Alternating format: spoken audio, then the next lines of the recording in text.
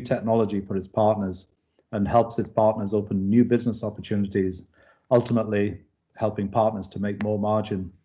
Today's webinar is with Droplet Computing, and once again, I'd like to welcome everyone to our monthly Droplet Computing update. Droplet continues to innovate and bring new groundbreaking features. Some of you have already seen the success we've had with Droplet Computing on the client-side containers. Today, we announced the new Droplet Secure Server technology to address the problems of legacy old servers such as Windows NT, Windows 2003, 2008, and 2012, which surprisingly are still out there in their tens and hundreds running main business critical applications. Main customers' challenges is they need to have these applications compliance for Cyber Essentials and GDPR, but at the same time be confident that these legacy systems are secure from vulnerabilities, not forgetting compatibility in their modern workspace. Less of me talking, as it's time to move on to the webinar. Can everyone put themselves on mute? And at the end of the session, we'll have a Q&A. You can ask questions in the chat box. I'd now like to hand over to the famous duo from Droplet, Barry and Michelle, who will introduce themselves. Barry, over to you. Thanks. Sure. One last thing just to mention, and that's this webinar is recorded, so Priyanto can share the recording with you at the end, but just to let everyone know that. So Barry Daniels, I'm the COO and founding investor at Droplet, and Michelle is? Chief Technologist of Droplet. So today we're going to take you through a little bit of what we do and how we've moved forward into the server world, securing those legacy challenges that some of the clients that you will be facing. It's important to say around the solution, when we talk a container solution as we are, everyone instantly starts comparing us to Docker. And more recently, we've heard Tanzu come at us as serving up a legacy story. That there's a big difference between what they do and what we do. We don't refactor, we don't repackage, we don't change applications in any way, manner, or form like in the Tanzu type solution. And with Docker, it's built more for controlling scale in the cloud. So spinning up, spinning down, having applications that are multi-aware. There's no additional security layer involved in Docker of actually tying down and making compliant the applications that are still running that are of legacy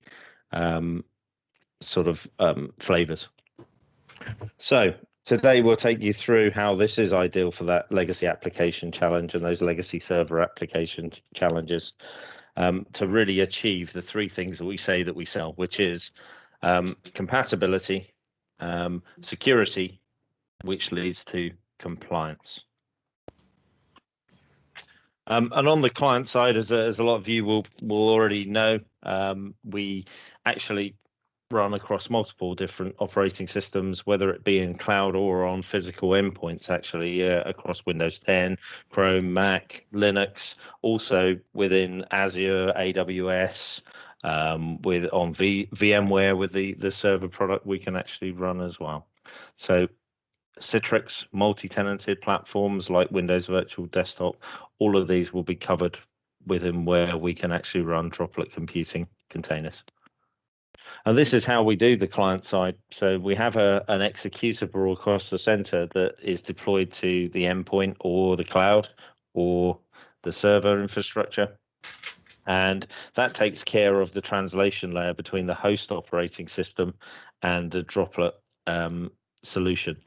And that enables us to talk out to the network. It enables us to talk out to databases securely, and also do map network sharing, anything that you would expect to be able to integrate within the solution.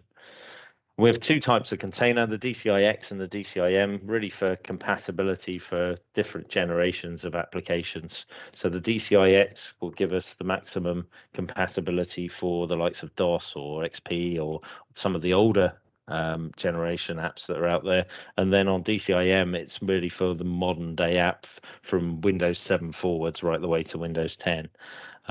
We can support modern as well as legacy applications with that particular container. But today's main focus really is around this new server product and our new server containers. So we've been working with server containers now since December, and it's now ready to go out there and GA. Our beta customers have had successful deployments, and so now it's a case of scaling that out to the wider audience. And similarly to what we were doing on the client side there, we can actually sit the Droplet server containers across multiple platforms. So whether it be on a vSphere platform, Azure, I actually need another little logo here. It could be AWS. We could run within Google Cloud, anywhere where you can spin up a Linux instance, or whether that be in Red Hat, whether that be in CentOS, whether that be in Oracle Linux, whatever flavor you may have of Linux, that's where the Droplet container will actually exist on. And we can also exist on bare metal as well. The majority of what we've seen through the beta trials have been deployed either on Azure or on vSphere environments to allow those legacy servers to then exist within our server containers around either 2003, 2008, or 2012.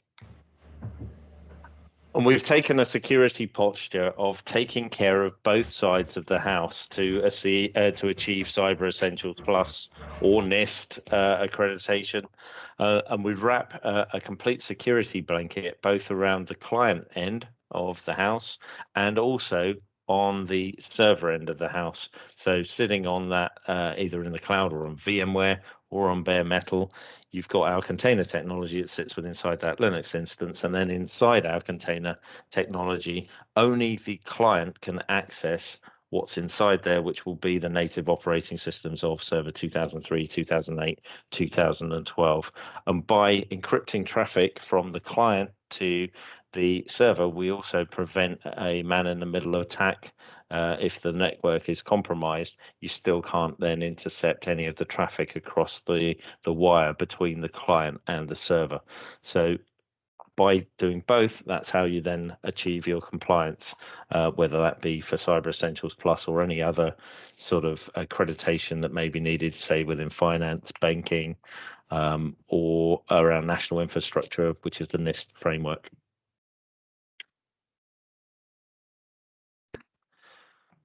For the server containers, we take an approach of lift and shift.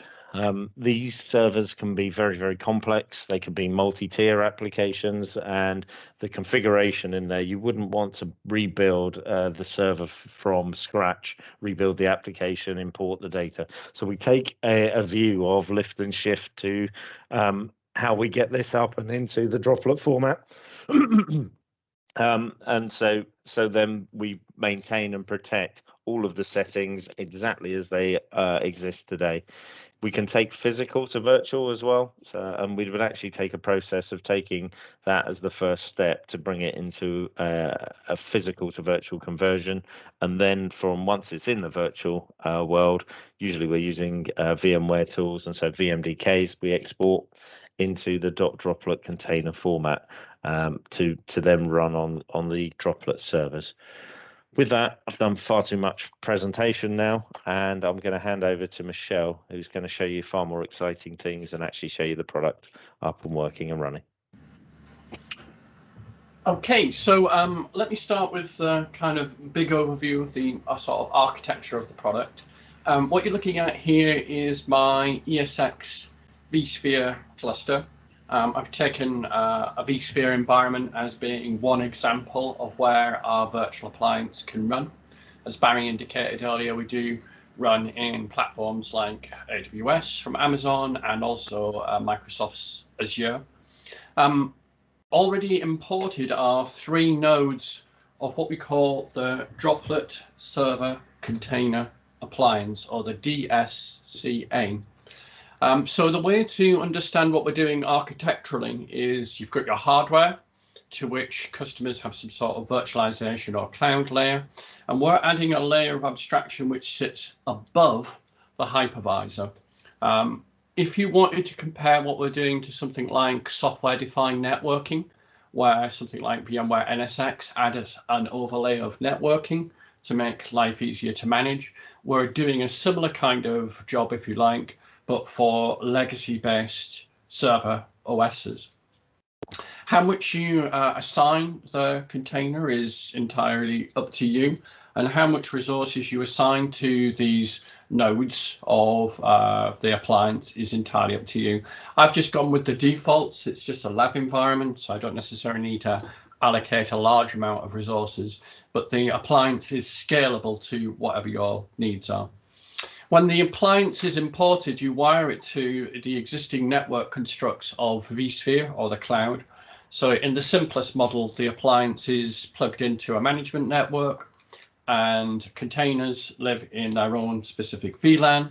And then a third network is used to manage the inbound access from the clients.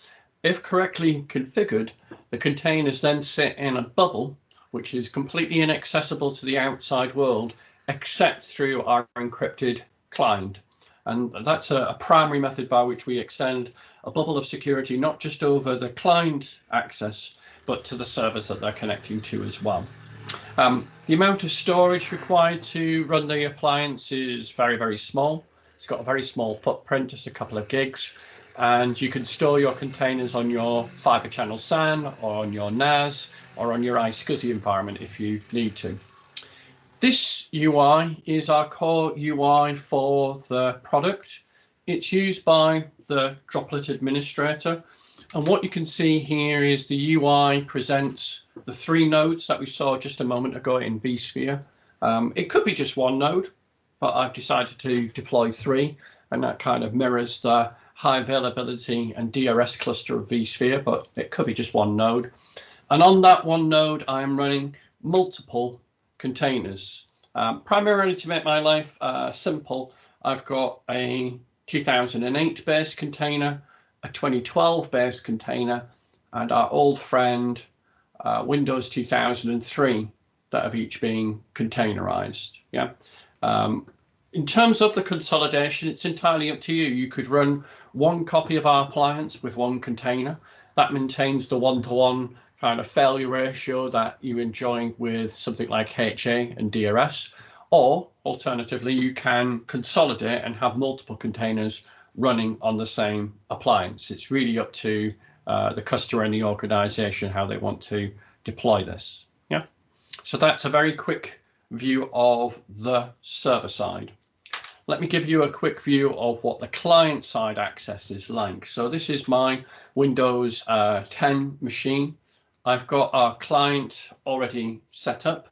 And in case you've not seen this before, this is what typically a Droplet Seamless app looks like. A shortcut on the desktop opens up the application in a Seamless window. For the most part, end users have our client minimized, and they just interact with shortcuts that we create on their desktop. Yeah, whatever the application is. Remember, we both do modern and legacy applications. Yeah. Now, at the moment, I am connected to my Droplet Secure Network. I'm just going to disconnect from that for a moment and just show you what happens if I try and connect to those server-based containers with these shortcuts that I've set up to each of those 3 containers running on our appliance. When I launch these, the connection to the web servers will fail because I'm not actually connected to the Droplet Secure Network. So this shows that the only way in to those web servers that are running there is through our client. Similarly, if an administrator, a Windows admin, was trying to use Microsoft RDP to make a connection to those servers, that would fail as well because they're not connected to the secure system. Yeah. So let me just reconnect to the secure gateway.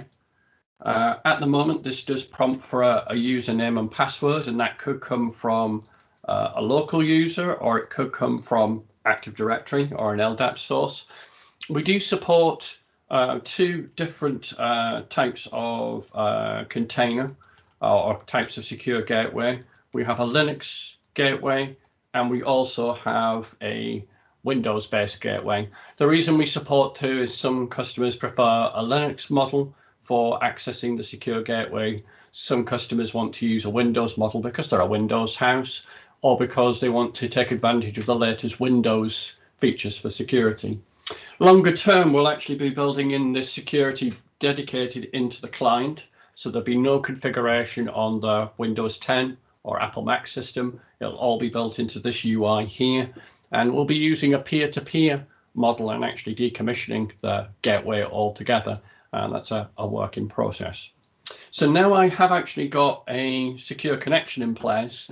These links now work for me. I can gain access to these legacy containers that are running on that system through the gateway onto the container services themselves.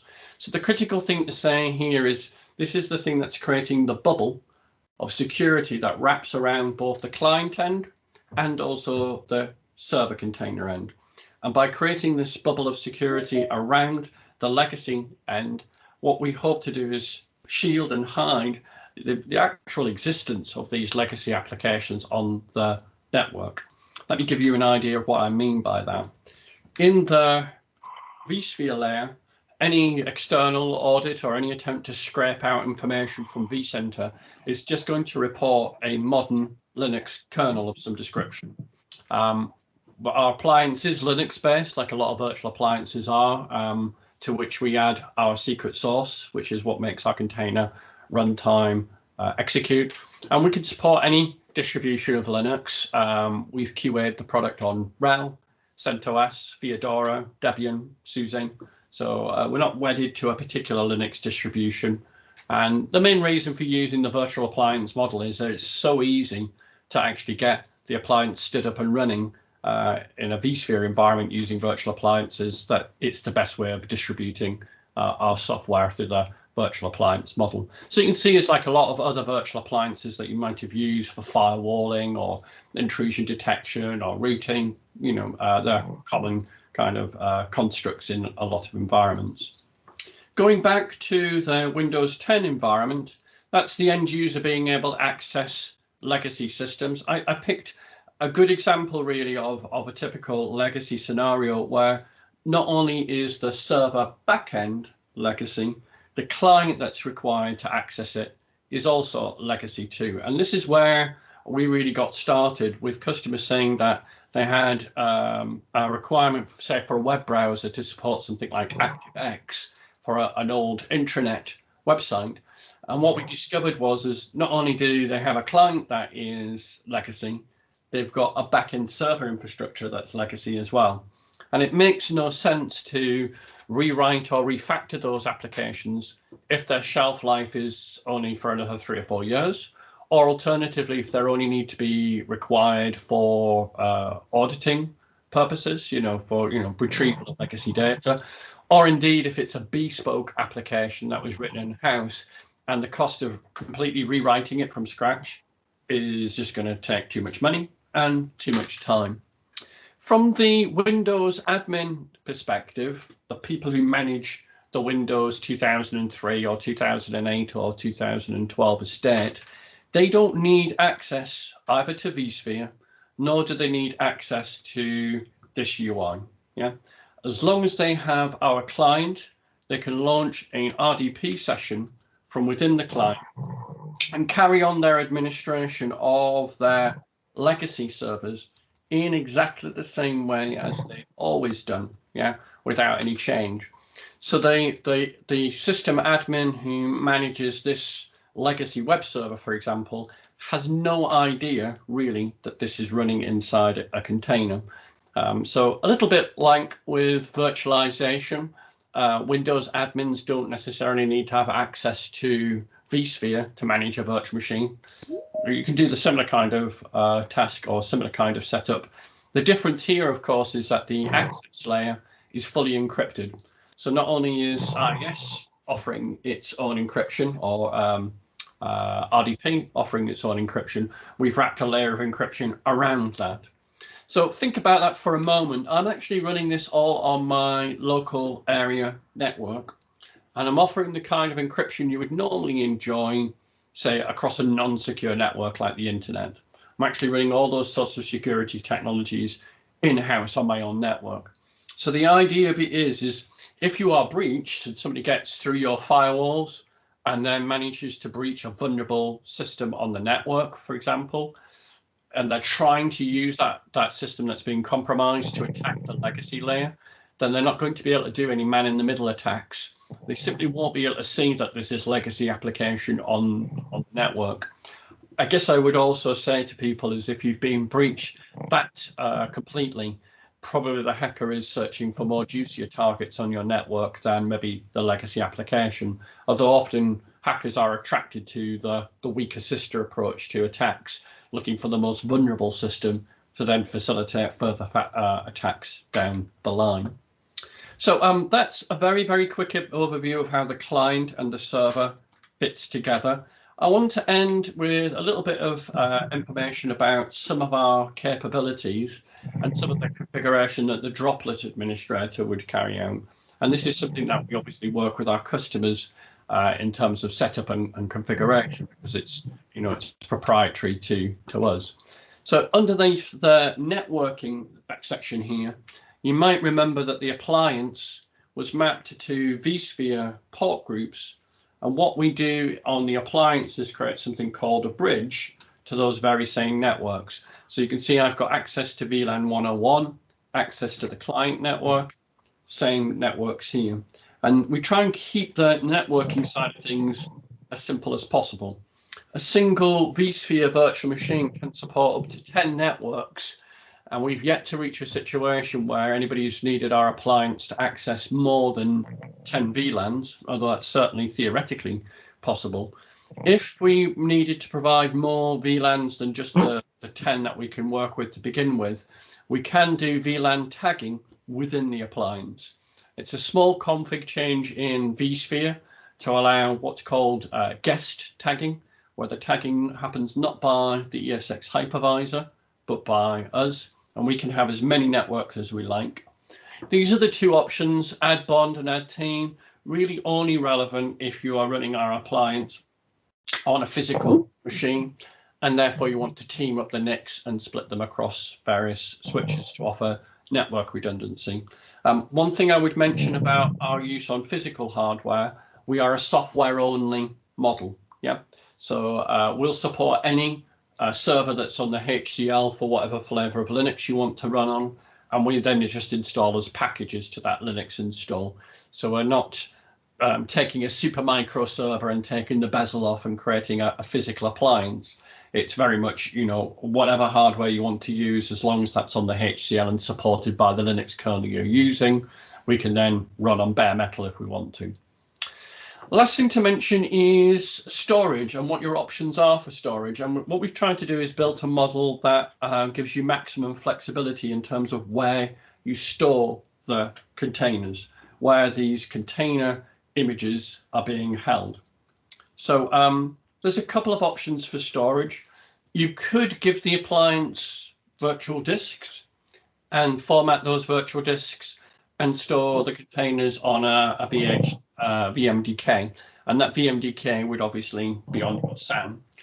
If you wanted to, you could give the appliance access to what are called raw device mappings, or RDMs, in vSphere, and store your containers directly in the native file system of the appliance, which is ext4 or ext3, presenting on your preferences. Another option is not to use virtual disks at all, but instead give the appliance direct access to your storage layer, yeah, and store the containers on your NFS-based system or SMB. Now, we support NFS natively in the UI currently. The SMB configuration is done from the command line at the moment. The main reason that we use NFS is the two tend to work very easily together, and it's very, you know, easy to set up. You literally, all you have to do, type in an IP address, browse to a share essentially, and then a mounting point, and you're away. The big advantage of using shared storage like this, either NFS or SMB, is that it enables something that we call co-motion. Co-motion is the ability to move one of these containers from one Droplet server node to another Droplet server node while it's still running. It's kind of akin, if you want to something like vMotion from VMware or Live Migrate on Hyper-V. The difference is that we're doing it in a layer above the hypervisor. So we've got our own migration kind of facility. The last storage option that you've got available is iSCSI.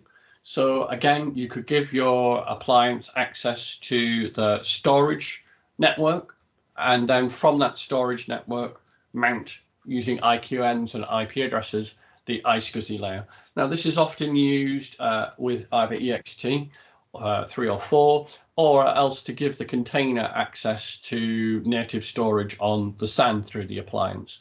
So I don't want to make the issue too complex, but whatever your storage needs are, whether that's fiber channel, NFS, SMB, however you want to store your containers, that can be done. The critical thing is that the actual containers are not stored on the appliance. They're stored by hook or by crook on your storage area network.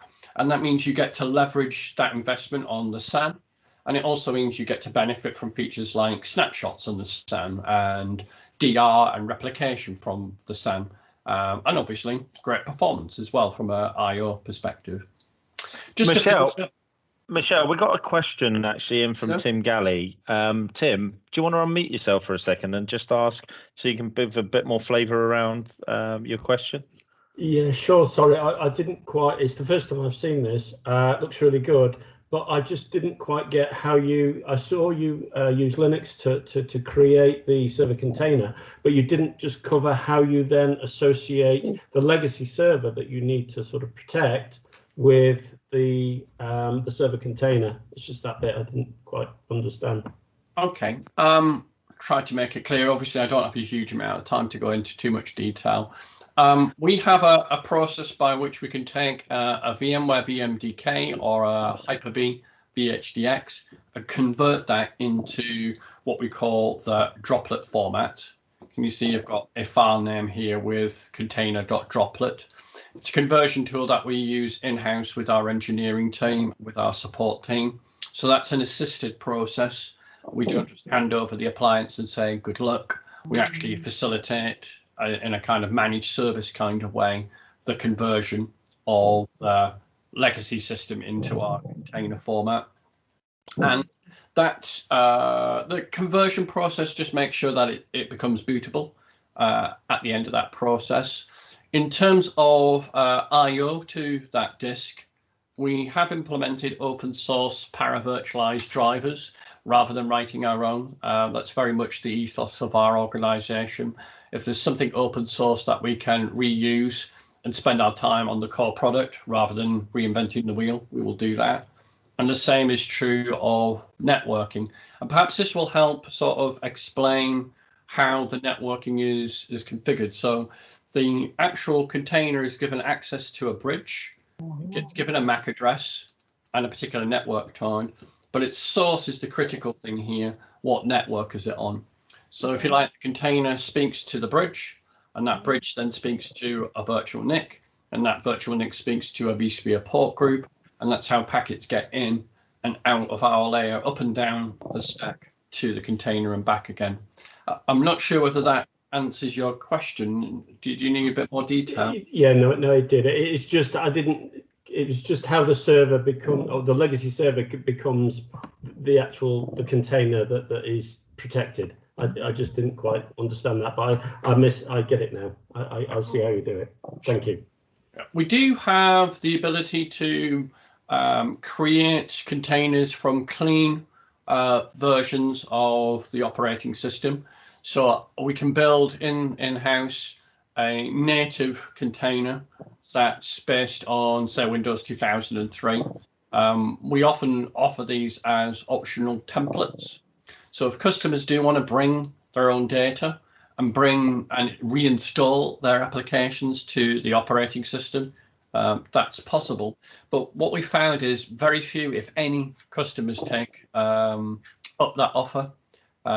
Really what they want to do is take an existing system and convert that into the container format, and then, if you like, slide a layer of abstraction underneath the virtualization layer which gives us additional security.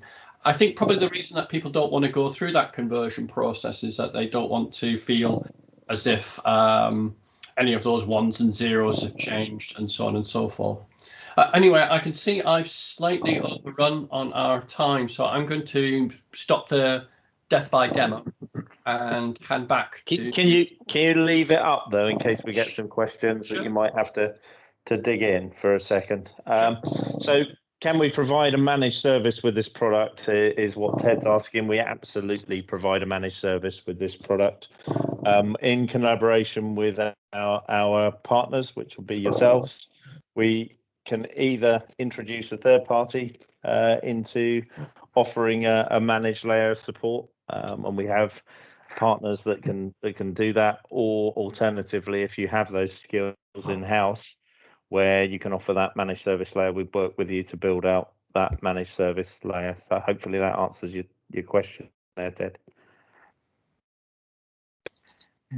If you want to unmute, Ted, and thank you.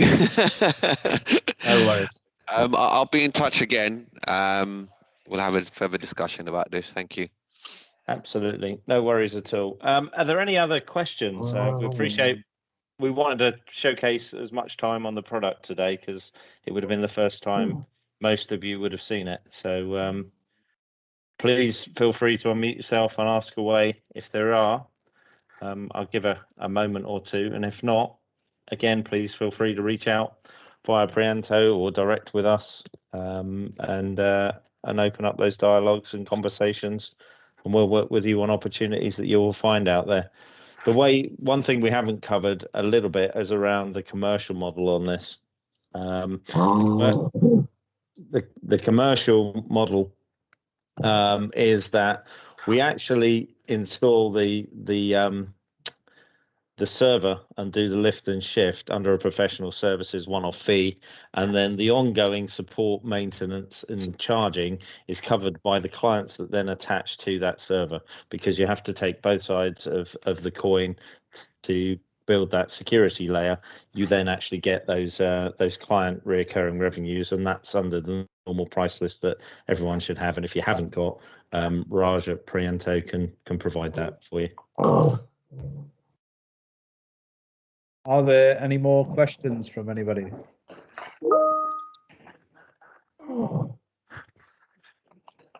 What is the service SLA? So I'm going to let Michelle take that one. I think it depends on how you build out the infrastructure. I think that's probably something that we would negotiate and agree on a case-by-case basis, because so many customers have variable SLAs. Especially around legacy-based applications.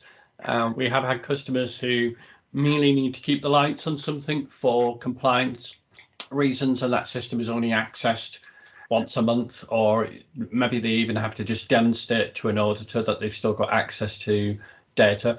And we've had customers who need that system to be up and running 24/7, 5 nines. So we tend to discuss together with our partner what the agreed SLA is, and then sign that into any agreement.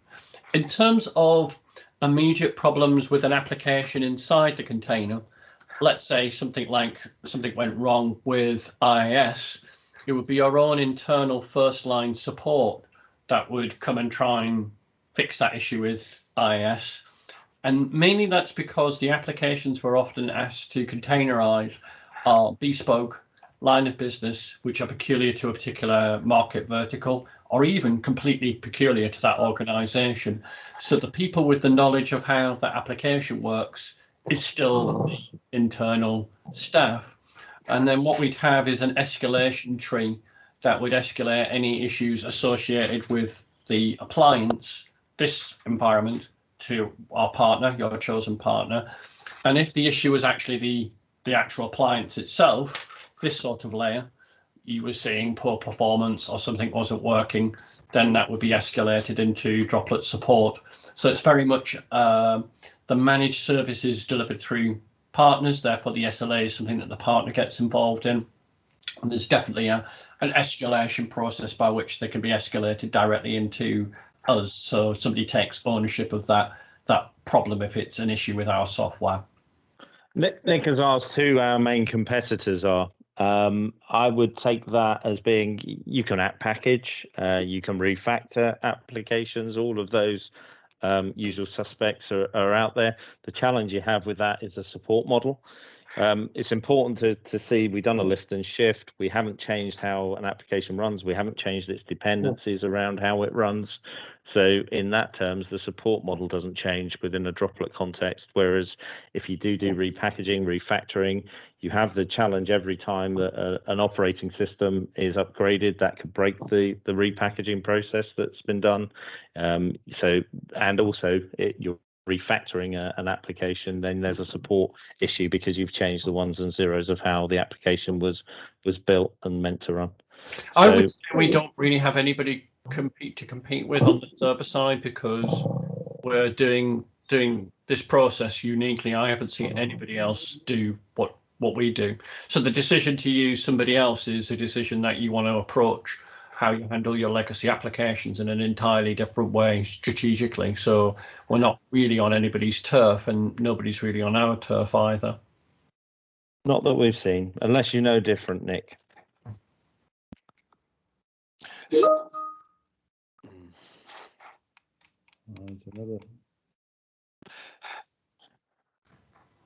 So the likes of Trend Micro, which is someone that everyone looks at for legacy systems, and particularly councils.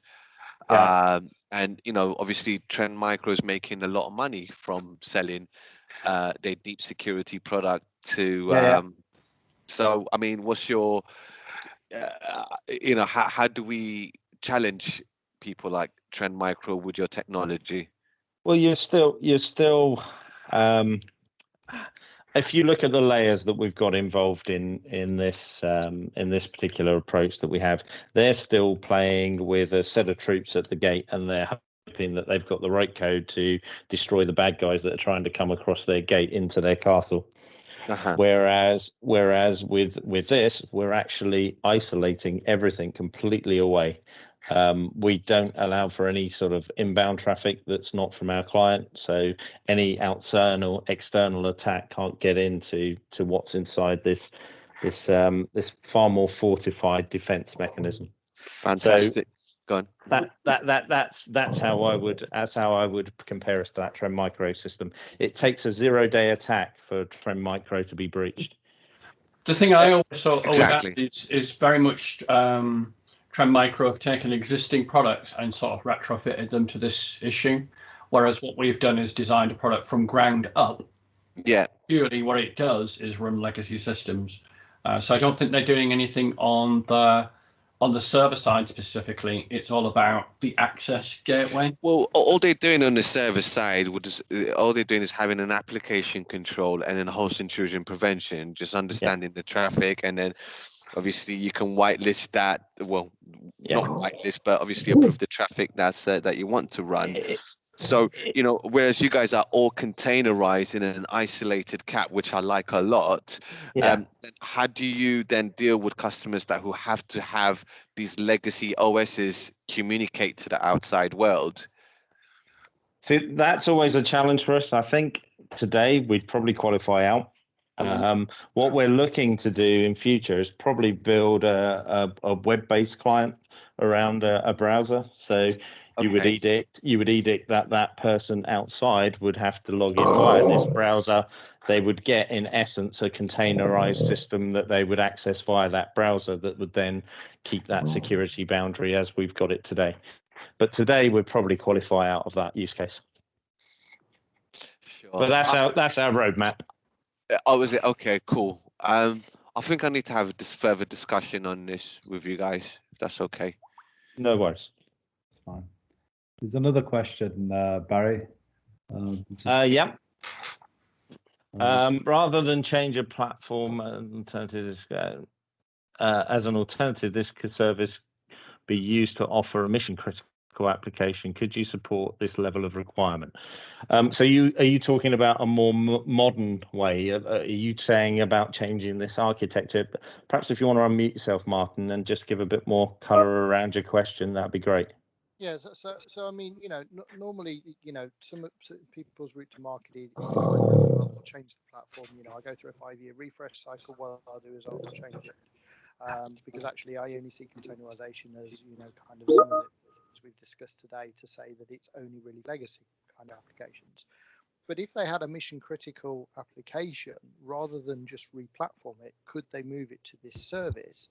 Because that will take away some of the management overhead around it, and could be a lot simpler for them to use that application that way, rather than build a new platform to accommodate it. Absolutely is the answer. We can future-proof that development. So if I give some use cases where we've done that today. So there's a large retailer that we're working with at the moment that has deployment across the globe. They have POS challenges. They have lots of field equipment out there that is going to live in the field for 10, 15 years. And of course, software is going to get out of date. Software is going to need updating. And how do they manage that process? It becomes a headache. By creating all of their apps inside a Droplet container, using that as their application delivery framework, they can easily mass upgrade systems in the knowledge they're not going to impact the Droplet security solution, because it's an isolation layer, exactly as you just described there. So absolutely, that's a journey. Really, we're describing what is low-hanging fruit, because it takes someone to have the mindset to want to change to win that kind of business. But we do currently win that business. Another one we've seen it in is trains and planes, defense, where you have big pieces of machinery that's going to go out in the field for 20, 30 years.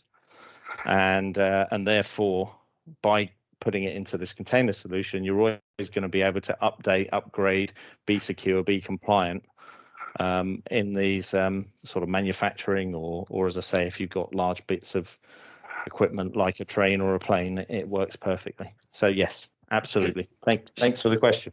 Just to add on to that, we can absolutely run a modern operating system inside a server container environment. In fact, that's one of the uses of the Droplet Secure Gateway, which is based on Windows 2019. So we can absolutely run modern OSs on top of the container appliance if anybody so wishes. The main use for us is if we're using the Windows-based Secure Gateway at the moment. But yeah, absolutely modern is possible. But as you've seen already, it's mainly legacy-based systems that we run on the appliance itself. Barry, just another question that's just come up. If you can. Yep, sure. First time seeing this, but heard you mention a desktop version at the start for legacy apps. This way, the recommended method, does the desktop variant still have the same installation? We haven't really covered that. I would say what we could do for you is actually send you a recording of the previous webinar that we run with Priyanto, and I think you've got the recording of that, guys. Could you send that forward, and then you'll have, because to go into that now would be another half an hour, and yeah, quite a lengthy thing to go through. So perhaps if we send the recording of the previous webinar, that would be great. Yeah, we can do that. Are there any more questions?